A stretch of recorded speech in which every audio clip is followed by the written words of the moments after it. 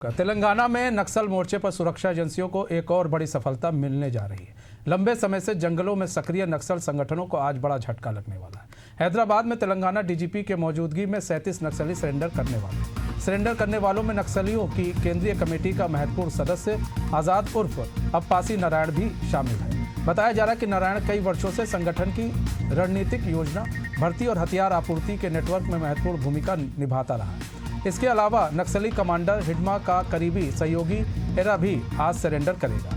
Era लंबे समय से बटालियन नंबर 1 में हिडमा के साथ सक्रिय रहा है और कई नक्सली गतिविधियों का हिस्सा माना जाता है। अधिकारियों का दावा है कि जंगलों में बढ़ते दबाव, लगातार चल रहे एंटी नक्सल ऑपरेशन और बेहतर पुनर्वास सुविधाओं ने नक्सलियों को मुख्य धारा में लौटने के लिए प्रेरित किया है।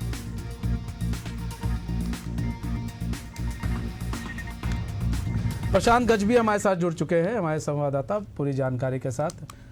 प्रशांत, यहाँ बात की जाए 37 नक्सली और भी जो है वो अब सरेंडर करने वाले हैं, उसमें एरा का भी नाम है जो कि कहा जा रहा है हिडमा का साथी था, उसका भी नाम आ रहा है सामने कि एक बड़ा जो है वो नक्सली रहा है। तो ऐसे में और अब्बासी नारायण भी शामिल है।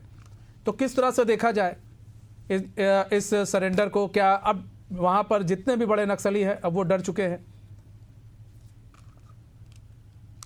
देखिए, हिडमा की मौत, हिडमा का एनकाउंटर कहीं ना कहीं नक्सल संगठन में एक खौफ की वजह बन गई है। अब इससे नक्सल संगठन को ये समझ में आ गया है कि अगर हिडमा को मारा जा सकता है, हिडमा का एनकाउंटर हो सकता है, तो अन्य कोई भी अब नक्सल संगठन में जुड़ के सुरक्षित नहीं। यही वजह है कि अब जो बड़े नाम हैं वो भी अब धीरे धीरे करके आत्मसमर्पण की ओर राह कर रहे हैं। और जिस तरीके से ये दो नाम, 37 में से जो दो प्रमुख नाम आपने बताया, एरा और आजाद का, आजाद कई मायने में नक्सल संगठन में एक अहम भूमिका निभाता था।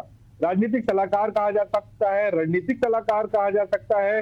उसको हथियार जो कहां से आपूर्ति करना है नक्सल संगठन में, उसके लिए मास्टरमाइंड कहा जाता था। साथ ही साथ जो नई भर्तियां हैं वो किस तरीके से लड़ाकों की करनी है, किसे किस विंग में शामिल करना है, किसे लड़ाका बनाना है, किसे दूसरे अंत में विंग में शामिल करना है, ये सारी चीजों की जिम्मेदारी जो है वो आजाद की हुआ करती थी। तो ऐसे में अगर आजाद समर्पण कर जाता है तो नक्सल संगठन के जो अलग अलग लोग हैं, वो जो जिनको उन्होंने जोड़ा है, तो वो भी लोग जो है लगातार अब आत्मसमर्पण की ओर बढ़ जाएंगे। साथ ही साथ दूसरा नाम जो एरा का है, तो कहीं ना कहीं हिडमा के बाद जो कुछ लोगों के नाम आ रहे थे कि वो अब हिडमा की जगह ले सकते हैं, उसमें से एक एरा का भी नाम है जो बटालियन नंबर 1 में हिडमा के साथ काम कर चुका है और हिडमा का खास माना जाता था। ऐसे में ये बिल्कुल कहा जा सकता है कि दोनों का समर्पण और 37 लोगों का समर्पण, जिससे और भी कई नाम हो सकते हैं बड़े, इनका समर्पण अब धीरे धीरे जिस तरीके से नक्सलवाद खात्मे की ओर है, तो अब पूरी तरीके से खात्मे की ओर बढ़ चुका है नक्सलवाद। ऐसे में जो कुछ आध लोग, अब सीसी मेंबर और कुछ आध नीचे के